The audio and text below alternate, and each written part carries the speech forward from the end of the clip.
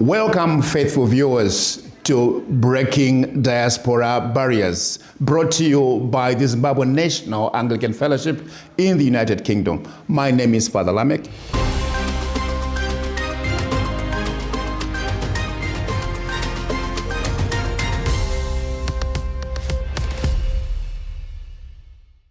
So today on this podcast, I have none other than our mother.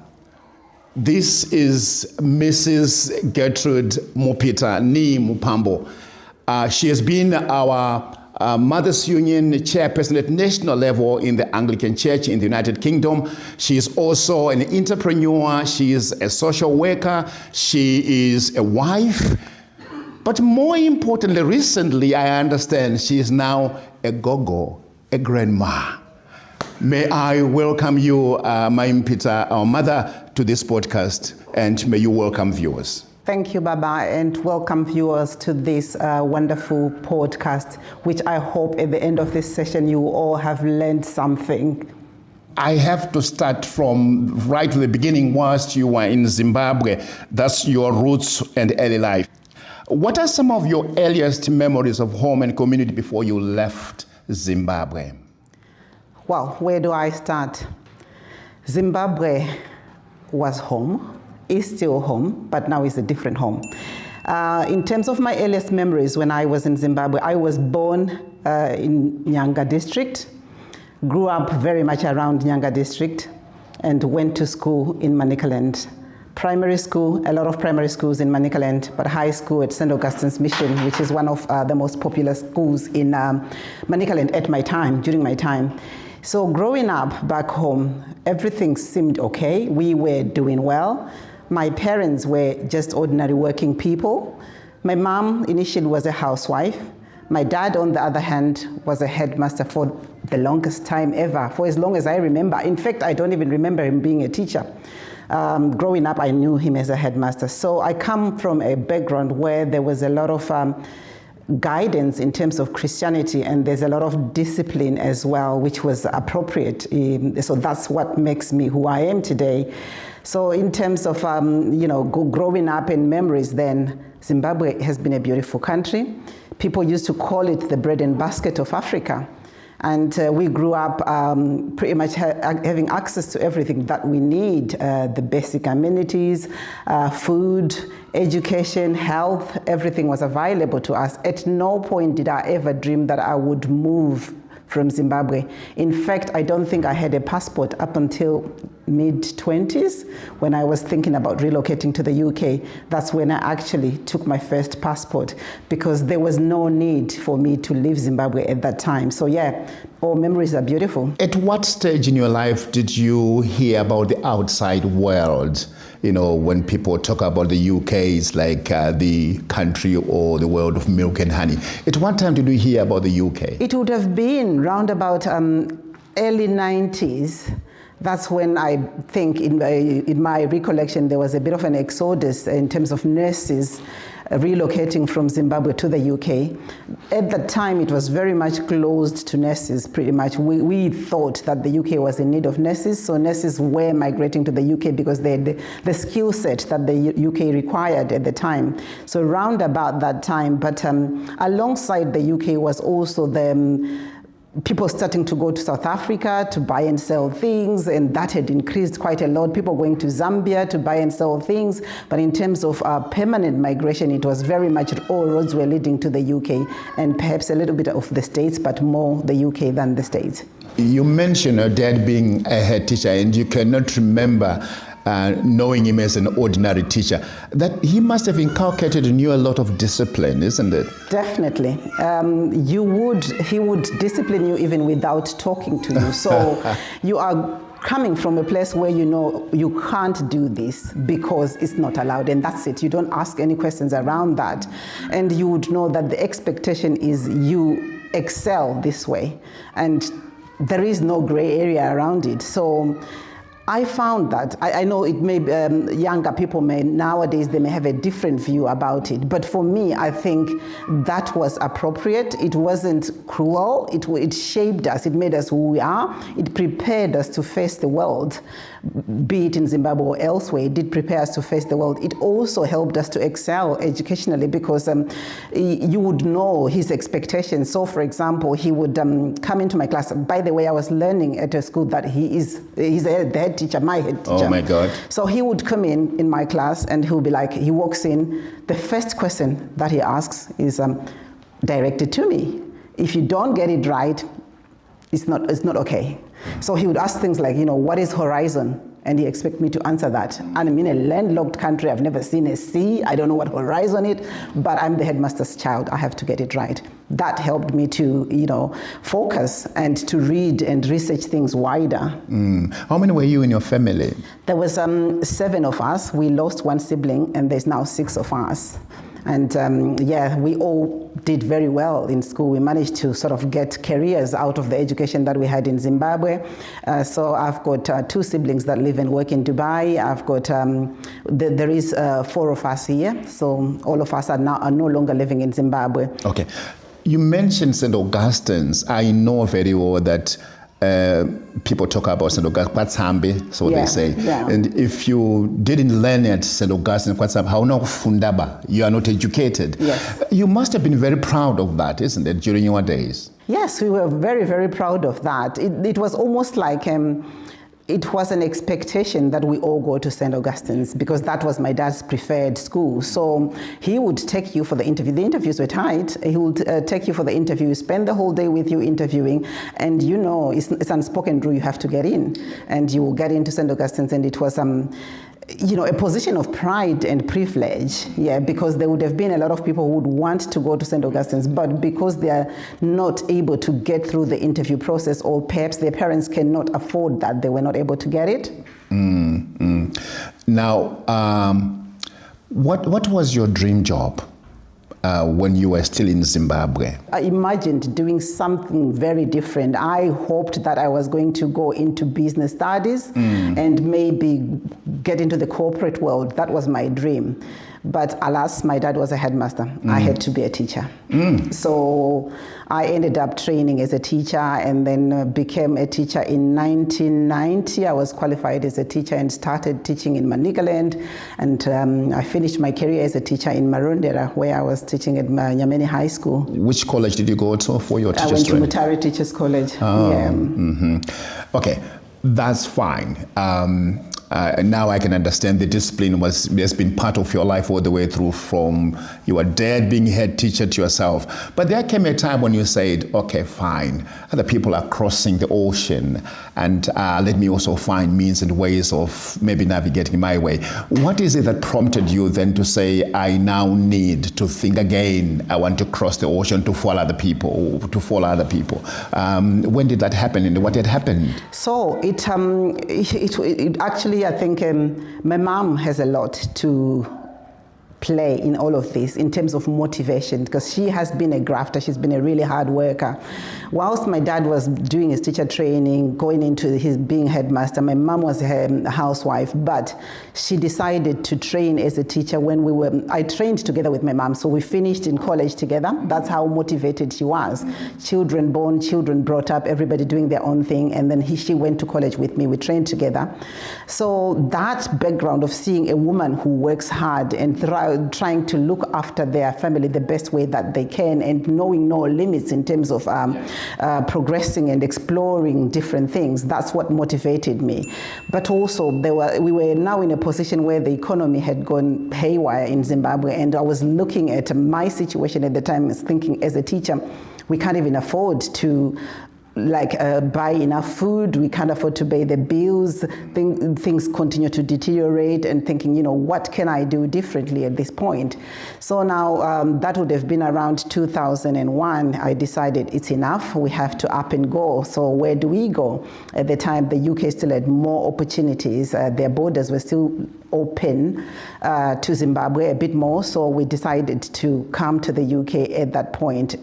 We were pretty much in a position where I felt there wasn't any choice. It's either you are moving out of the country or you are going to live in poverty. So yeah, that's what the push factor was. But still, I know that you loved your country, and you still love your country very much. So on this journey, crossing the ocean, you must have had mixed emotions as well. What was your feeling leaving Zimbabwe and going to a place which you have never been?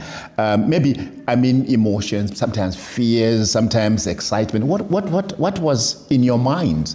I think there was more fear than excitement, to be honest, because I'd known no other life other than living in Zimbabwe. So this is almost like, I'm approaching no man's land in my view, because I don't know this space. I've never been there.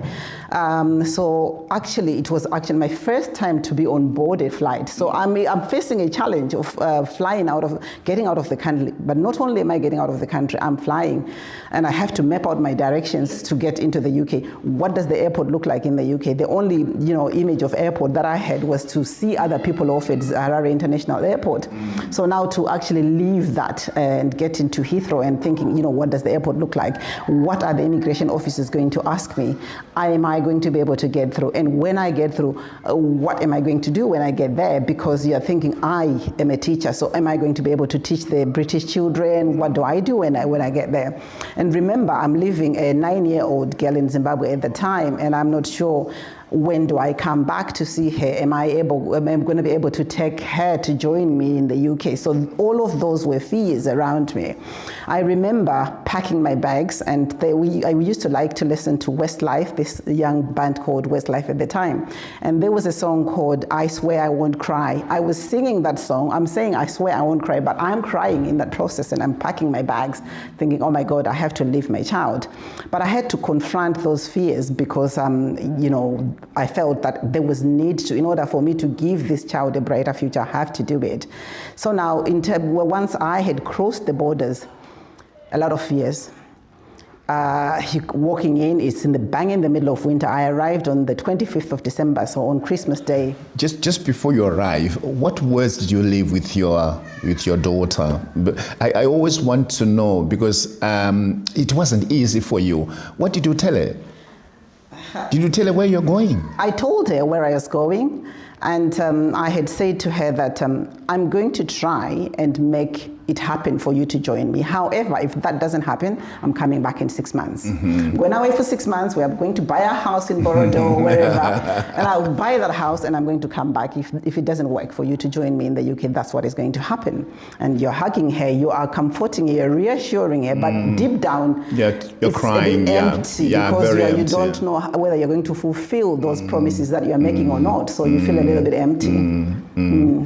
Then you arrive in the UK, the land of milk and honey. Yeah. And it's cold. It was winter, you said. Yeah. How did you feel? I felt lost. Yeah, it's cold. The trees have no leaves. The road looked barren. Everything looked very different. The houses look small. I was expecting to walk in a mansion. The houses look smaller than my house in Zimbabwe. You're thinking, what have I done to myself? Where do I start? So you get in, and then you're trying to think about how do you assimilate in this community. You don't know anything. Unfortunately, those days we didn't have the space and mindset to research about where we are going. It was just packing the bags that we concentrated on. Do I have the coat? Do I have shoes? Do I have boots? But did you have a mobile phone then? No, we didn't have a mobile phone. I didn't have mobile phone. No Google. No Google. Nothing. So there was no means of research other than relying on what people would already been would tell you. There was no way of researching and preparing yourself for what you were faced with. I'm sure though the people who were more privileged, they'll have access to computers and internet. Maybe they would have researched, but I didn't have that. So I just walk in, and you are getting in and you feel lost. You're thinking, and when you land, family will obviously welcome you, but they're expecting you to go to work tomorrow because sitting at home is not an option. Yeah, so then you start looking for jobs. What job am I going to do? And people are telling you, forget teaching. There is no teaching in this country. Forget teaching. What you can get, the best that you can get is care work, and care work it is. So yeah, you start scribbling, putting things together, looking for a job to go to work the next day, pretty much if you can. This podcast is about breaking diaspora barriers. Yeah. So that's when you started breaking them, isn't it? Yeah. What was your first job? Do you remember? I worked as a healthcare assistant at some nursing home somewhere in Colchester. So that was my first job there. It was tough. It was a nursing home. It was owned by some people who are not white British. And they used to have their apartments, block of apartments within the grounds where the home is. So you move into an apartment, it's their apartment, you're paying rent to them, you are sharing a room, there's two of you sharing a room, you're paying them £150 per week per person, so that's £300 per week. You don't pay them, in fact, they deduct it from your salary. So, and then you just work in the home, and if you get paid, you're lucky. Sometimes you don't get paid. So yeah, but you had to sort of persevere and think about, okay, there is a barrier. Here I am, I'm confronted with a lot of changes. There is culture shock, there's so much isolation, a lot of, lack of community feeling compared to where I'm coming from. So even though I'm faced with this challenging situation, I haven't got an auntie to go to say, look, things are tough here. You are pretty much on your own, so you have to sort of get on with it. You walk out on the streets, you are meeting people that really don't want to greet you. We are used to, oh, how are you? How is family? Or they smile at you. You think they're smiling at you when actually they're not smiling at you. They're smirking and they just look at you. So you have to look at all of that. So essentially you haven't got anybody to ask even directions. You want to try and get into Colchester. How do you get into Colchester? You're figuring it out yourself because this person smiles and nods and walks off. There is no community feeling. So that's the first barrier that you're faced with. But you had to get on with it and just find a job and do the job. Exactly. When you are in such a situation, you then begin to think and look ahead and ask yourself those important questions. Why am I here? Where do I want to go? That's personal growth. How then did you manage to move from whatever jobs you were doing to start working or looking to do a professional course or a professional job? How did that happen? So I did this sort of care jobs for a couple of years, first couple of years when I was trying to sort out my residence and all of that. First couple of years I was doing these care jobs. Now, in terms of accelerating within the care job arena, when you move from nursing home to maybe being a support worker and you're moving to HCA for the NHS, you're already climbing the ladder in that world. So then I tried to climb the ladder in that world and got into becoming an HCA for the NHS. I remember working on a ward, and you would start a night shift, for example. You get onto the ward, nurses are there, senior nurses, they've got these different bands and levels within the nursing field. So you get in, they're doing what they call handover in between shifts, and you're sitting there. So the nurse in charge is not arrived yet, and I'm there, and maybe a couple other HCAs. They would ring each other up at different wards and ask, are you staffed up? Are you staffed up? And I remember one nurse picking the phone and saying, oh, nobody's here yet. And by nobody's here yet, they are referring to a qualified nurse. Professionals. And I'm sitting here, I'm like, but I do most of the work. So I'm nobody. Is that what it means? That really pained me. It hurt so much that I thought, enough. This is enough. I have to do something about this situation. And I started looking at my options, and then I realized that nursing wasn't for me because I had experienced it through the HCA jobs and realized that it's not my calling. I can't do it, and decided to look at other options. And this is when I decided to start my social work training at Nottingham Trent University, qualifying in 2009. And whilst I was doing my social work training, I was still working on as an HCA. So I'm doing a night shift. I'm also going to university at the same time. So I did that right up until I qualified back in 2009, and then started practicing as a social worker then. We apologize for the unexpected disruption to our podcast due to a fire alarm. Everyone is safe, and we will be back shortly. Thank you for your patience and understanding. You were talking about your university time and juggling between work, university, etc. But what I wanted to find out from you, by that time, was your daughter in the UK? Oh yes, my daughter joined me in the UK. So you've got a tripartite mission now: your daughter, work, and university. Yes.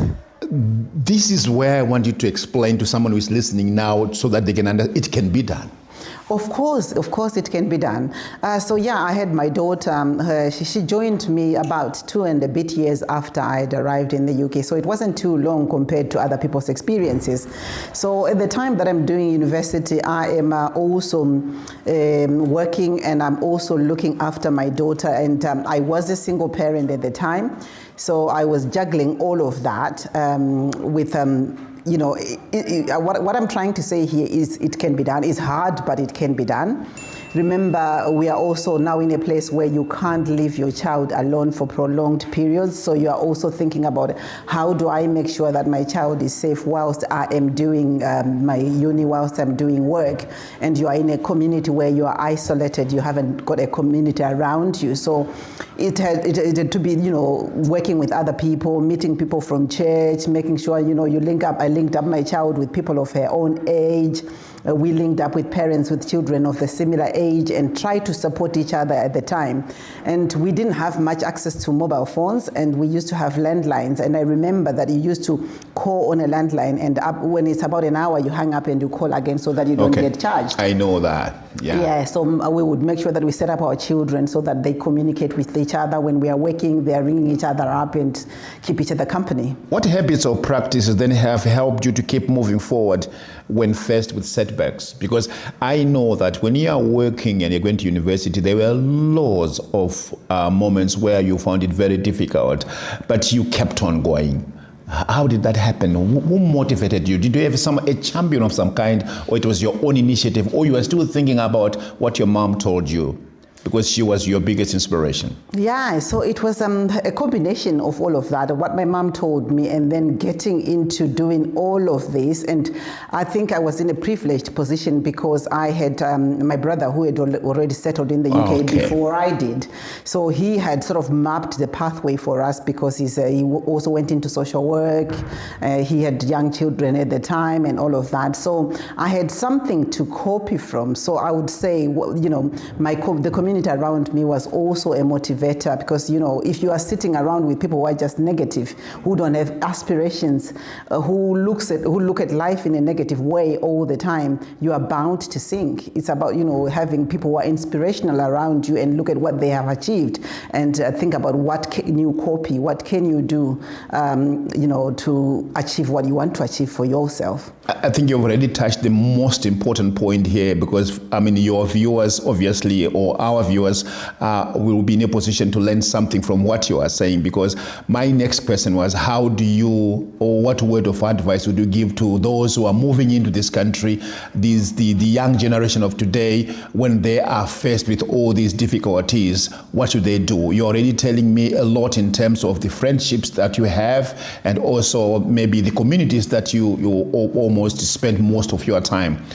Can you say a bit more as a way of encouraging those young generations who are moving into this country, if they want to start moving in the direction that you found yourself in during that time? Yeah, I have to say that I have to acknowledge that the generation that's moving into the UK now, whilst we want to look at it as if they have it easier because they are coming in on visas, unlike some of us who didn't come on visas, I feel that they have got a more challenging. They have got more challenges ahead of them than we did, because there is now the disparity between people who are already settled and people who are trying to settle, and then to try and strike a balance between people who are settled and people who are settling, and how they interrelate with each other. There is a challenge there. So my advice would be that I think that there is always light at the end of the tunnel. It's about perseverance. It's about identifying the right support network around you. It's about reaching out to people and making sure that you get support. And it's also about not limiting yourself to the support network from the Zimbabwean community. There is other communities around us where we live. So for example, if you're living in a predominantly white area, for example, you just can't be sitting back and say, where I live, there is only white people. It's about getting engaged with that white community and becoming part of them, because it's very easy for us to to be in our own houses and feeling like we are isolated. We will be isolated if we don't reach out to people and develop friendships with the people that we live with. I would also recommend that, things like going to church. People can underestimate the power of going to church and worshiping with others, and maybe go by the principle, I pray in my own home. If you're going to be praying in your own home, you're isolated. You are going to go to church, you're going to have tea with people after church, you're going to make friends, you are going to meet people that can support you in many different ways. Sometimes you're feeling low, that person is now on your WhatsApp, you can ring them up and talk to them. You never know who is going to open the door for opportunity for yourself unless you talk to people. And that's a good advice. I'm sure our viewers are actually able to hear all these words of advice. Now let's shift to your professional journey as a director and leader. You've broken barriers not only for yourself but for other people as well. Entrepreneurship. Tell us about your journey as an entrepreneur in the UK. Okay, yeah. So I think that journey was shaped partly because of my social work job. Now, I told you earlier that I trained as a social worker. I worked as a social worker up until 2017. And from 2017 onwards, I became a team manager, then became a service manager before I stepped down. In 2022, I was a service manager when I ended that career. Now, when I was working as a team manager, service manager, I was working for projects. I wasn't working for local authorities. I was working with projects. These projects were run by an individual that had decided and realized that there's a gap in the market, in the social care market. And the gap was mainly around staffing and, the local authorities sinking. They've got so many children that are subject to child protection processes, children that are subject to care proceedings. It's expensive for the local authority to keep sustaining that. So that person who formed that project was then targeting at, reducing the number of children that are looked after for local authorities, saving money for local authorities. And they had this business model where they would send us as project workers into local authorities to target those areas. Now, this motivated me because then I looked at it and I'm like, this person is a social worker. She has started this. So what she's doing, I can actually do the same as well. The only difference between me and her is perhaps she is a white British woman and I'm a black African woman. Yes, there could be barriers around, the systemic discrimination and all of that. You're thinking about all of that, but you're also thinking, unless you knock on those doors, you aren't going to progress. So when I worked in that project teams and I was looking at the model, that's literally what I picked and put in where I am now and think, I can do this. Let me tweak it. Let me look at the gaps in the market for myself and what I can do. And let me tweak it and make something of my own. And that's how I started doing the care business that I have at the moment. It was is world apart from what I was doing as a social worker to actually going back to interacting with people and looking at people's areas of needs and how they can be supported and all of that. There were challenges. There would be challenges in terms of, how do you actually break the market? How do you get in to get tenders and things like that? But these are challenges that can be overcome. It's just about knocking on the doors and progressing that way.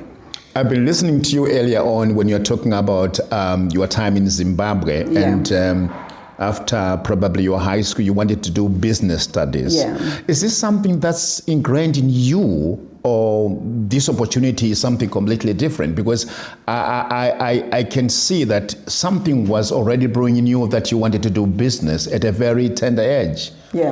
And here now the opportunity availed itself and you just snatched it like that. Can you connect the two? Yes, definitely. I've always felt like I don't want to be employed to be somebody's employee for the rest of my life, because I still look at myself as somebody who can live in Zimbabwe, who can live in the UK and in Zimbabwe. How do I achieve that?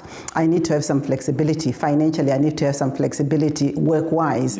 And I've always been thinking about, where do I get the opportunity to start working for myself? And when I saw this lady, Emma, who was running the projects, doing it, and then I thought, what, this is it. The business person in me started kicking in, and then I looked at the opportunities. I looked at the resources that I already have around me, because I also then have a family that's in the healthcare system that's around me to support me and point me in the right direction. So we then come together as a team, as a family, working together with my daughter, who is my son-in-law. They're both doctors. My husband is a social worker as well. We all put heads together and say, what do we do about this? Let's do something together. And this is how we just literally progressed that direction to a point where we then thought, I can step down and stop working and start working for myself. Yeah. It sounds very easy, but there are risks in all these things. What has been your biggest risk in navigating your way, particularly in regards to the profession you are in now, being an entrepreneur in health and social care? The biggest risk would have been taking financial hit. I think there is some misunderstanding around, if you are going to be a business person, you have to start off being rich. You don't start off with money. You have to sacrifice money in order for that business to take off. So it was, I'm stopping working. We don't know when we're going to get the first contract with what local authority, but we believe it's going to happen. And so you take that hit, you make that sacrifice, you stop working, you perhaps sell other assets, dispose other assets that you have, you inject finance into the business and you start working on it. But also you have to be prepared to work hard and put in the work yourself, not just be sitting at home on the phone and thinking things can just carry on by themselves. You have to work hard. And also thinking about, like I said earlier, in terms of perseverance, whether you are going business-wise, whether you are going university, whether you are going into work, you have to think about, my view is that I had to think about, I need to knocking on the door has always been my thinking, because there is challenges around, for myself as a Black woman, I'm already in a little box where people see me differently. But I try to use that to my advantage, because when I'm knocking on people's doors, I'm thinking they want to tick boxes. They want to look at a Black person. They want to look at a woman. They want to tick those boxes. I use that to my advantage, and I don't sit back and think about, because I'm Black, I'm not going to get this. So it's that perseverance for me that I feel like, it keeps me going and thinking about looking into the future and not looking at barriers as things that stop me. And I also always go back on the scripture as well to motivate myself. I do sort of dwell a lot on two scriptures, which is Isaiah 60 verse 22, that says, when the time is right, I, the Lord, will make it happen. So if I knock on the door and that door doesn't open for me, it's not the time. The time will come. And I will also think about Psalm 16 verse 19 that says, a man's heart plans his way, but the Lord directs his steps. So time is not there yet. The Lord is directing my steps. Maybe he wants me to go that way to come to here. So I always, go back to scripture and say, but what does the Lord say? Before I go and dig myself up in a hole and thinking, everything is not working for me, everything is not going to work for me. And I keep persevering. What is the difference between running a business in this country and in Zimbabwe? Because my understanding about Zimbabwe and the way people do business is slightly different. Can you touch on that so people can understand? Because I'm hearing you talking as if you are more of a worker than actually an owner of a business, which is, I think, quite surprising to people who may be coming in this country and they have this idea of having a business one day. The business in this country is different in that there is a lot of compliance and regulatory bodies that you have to adhere to. And in order for you to adhere to those compliance processes, you have to know your business. In order for you to know your business, you have got to do the work. So you can't just know the theory and be sitting in the office and not being on the ground and experience it in order for you to be able to tell somebody about it. I've had a lot of people talk about, they can't get a good rating from CQC because they give different reasons. But actually, if you are putting in the work and you are doing a good job, even if CQC comes out for an inspection and they give you an requiring improvement, for example, and you feel that you deserve a good and you've got justification for that, you can present the good work and argue against that. Yeah, why not? So it's just about, working and doing the work. So I will continue to work because I need to be involved. I need to know what is happening. What social or cultural issues have shaped your journey and how do you engage with it? In terms of cultural, I feel like our culture sometimes limits us in terms of, there are some expectations around our culture, and we sometimes think about, I can't do this because this is not culturally acceptable. So for example, if I want to think about, I do want to move from house A to house B. Maybe my husband is busy at that time. He cannot potentially do some of the things that I need him to do. Our culture expects him to be leading that particular task, but he's not available. Do I then just sit and wait for him to do it? The gender-defined roles within our culture sometimes do limit us in that maybe we are stuck in a space because we are not supporting each other and adapting to the hosting culture as much as we should. Because if you think about adapting in the hosting culture with men now doing the nappies, men now, cooking and doing the ironing, things that they didn't do at home. If you fail to adapt to those cultural changes, that I think would be a barrier. And I feel like, it's been a challenge for all of us, particularly us who came into the UK as older people. And it's been a challenge. You are married, you have got, your daughter is now grown up, but you are still married and you've got a husband to look after. How do you balance work and family life? That's a real challenge, work-life balance. And remember, you are a Zimbabwean woman. We expect you to cook and save us as men. Yes, but that's a real challenge. But what I tend to do is we tend to have bulky cooking. I feel like it helps. So things that we can do in bulky over the weekend when we're at home. I cook a lot. I put it in the fridge. My husband is very good at cooking as well, so he will cook his own dish. We put it in the fridge. And through the week, we are all just getting home, maybe exhausted, and just pulling out food and reheating food and eating. That helps us to create work-life balance and perhaps create a bit more quality time together as family.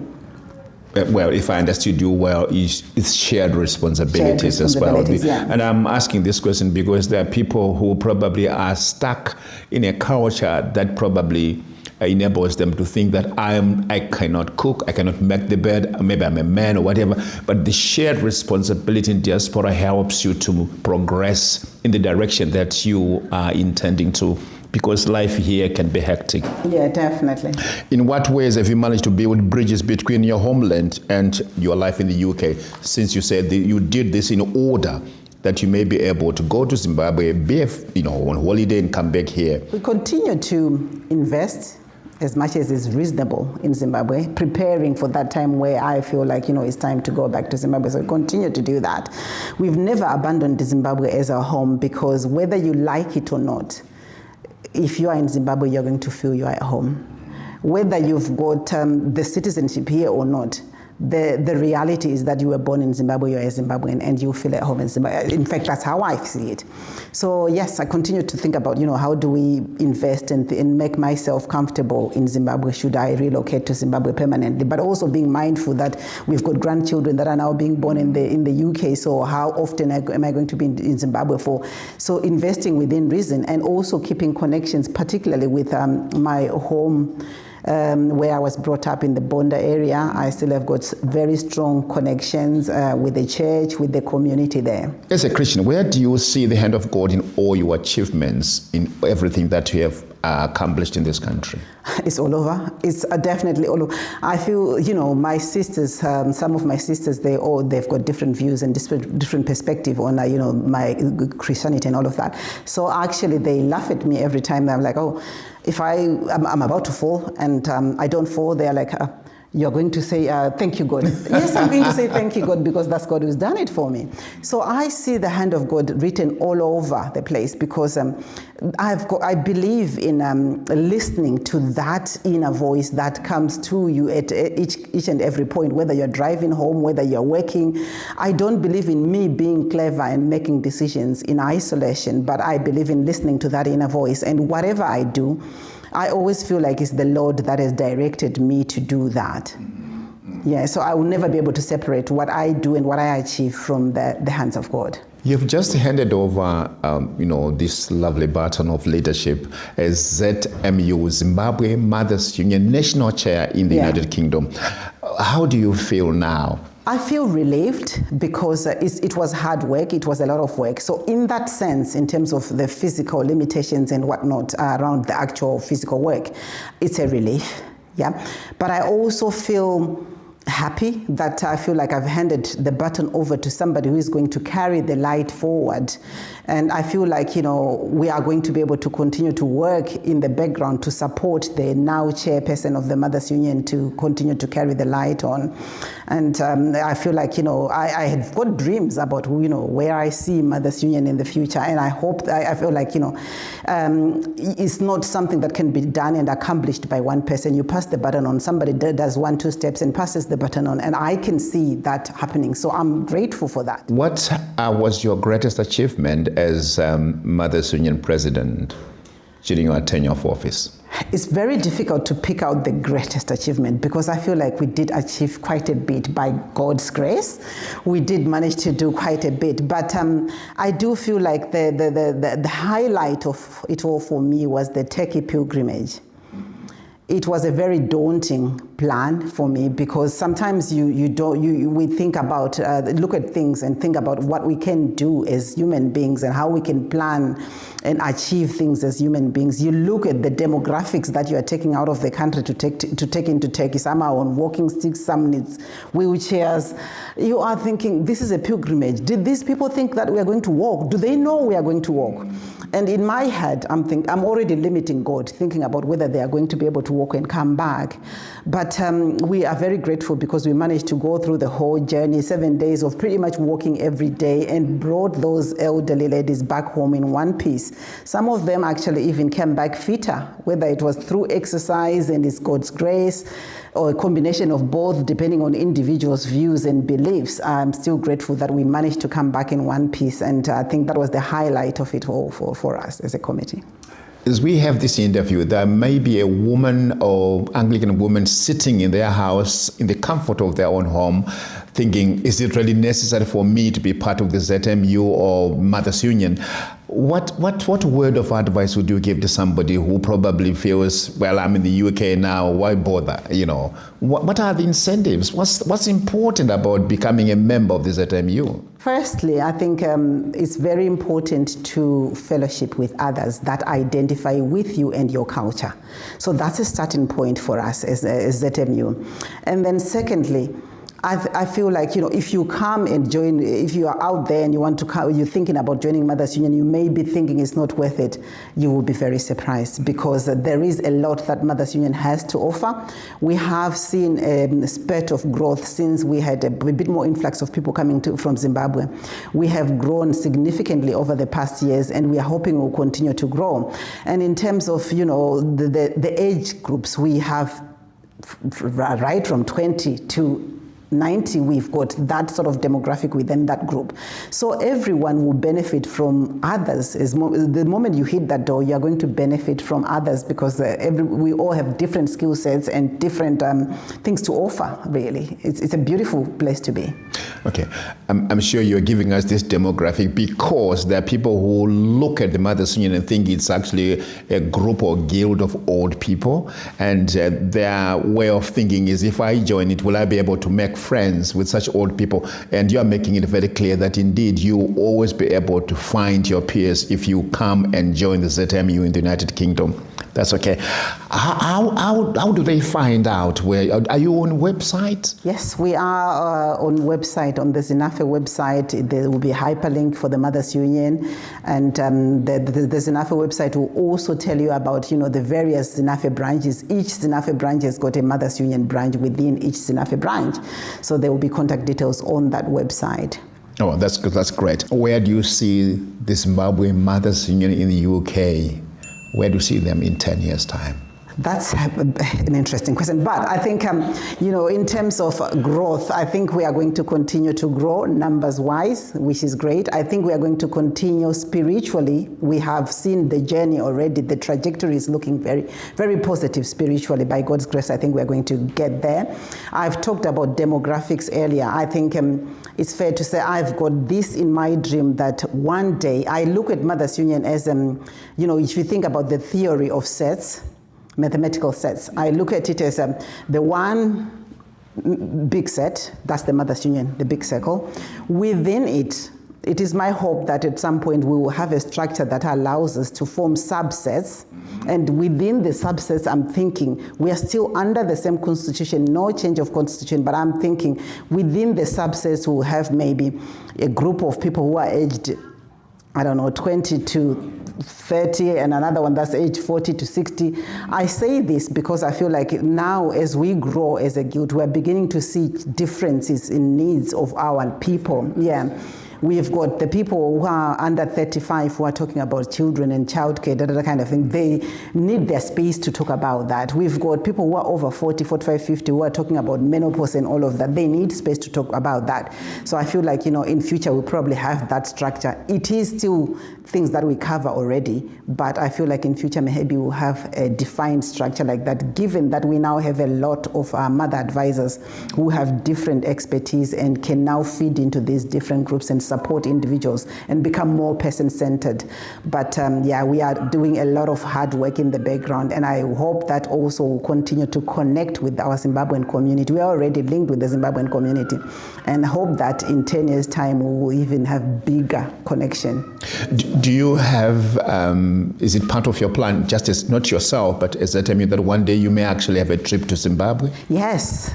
I was thinking about it this morning that it would be nice to say, we are going to attend Amuzi. We know Amuzi attends once a year and whatever. We are going to join them. Let's plan a trip to go to Zimbabwe. The same way that we plan a trip to go to Israel, go to Turkey. It would be good to just go to Zimbabwe and fellowship with the Zimbabwean colleagues as well. Now, as we now come to the end of our interview, I have this one important question. What is this one lesson that you might want to share with someone who is listening to you right now, your viewers? I think to sum it all up, I would say perseverance pays and patience is virtue. Those are the two things that I think, one has to, if you think about those things constantly and stick to that, you are likely to be successful. Giving up is not an option. We have already made the big decisions and taken massive risks of coming into the foreign country where we are now settled, and giving up is not an option. So I would advise that it's good to look for information if you need for information, talk to people if you need to talk to people, and there is always an opportunity that's made for you, as your scripture was telling us in Jeremiah 29:11. Verse 11, that God has got plans for us, plans to prosper us. And there is a plan for each and every individual. So if you persevere it and not give up, you will get it. Good. You almost summed it up very well, that yes, our podcast is anchored on Jeremiah chapter 29, verse 11, which reads, I have plans for you, declares the Lord. Plans to prosper you and not plans to harm you. Plans to give you hope and a future. And on that note, Mrs. Mupita, we just want to say thank you ever so much. And I want you to go and continue to break barriers. But I knew I was going to interview you, and I knew that very well when you were at St. Augustine's, you used to keep these sweets. So you can have one. Thank you very much. These are very much. May you continue to go and break barriers, and thank you so much for the interview.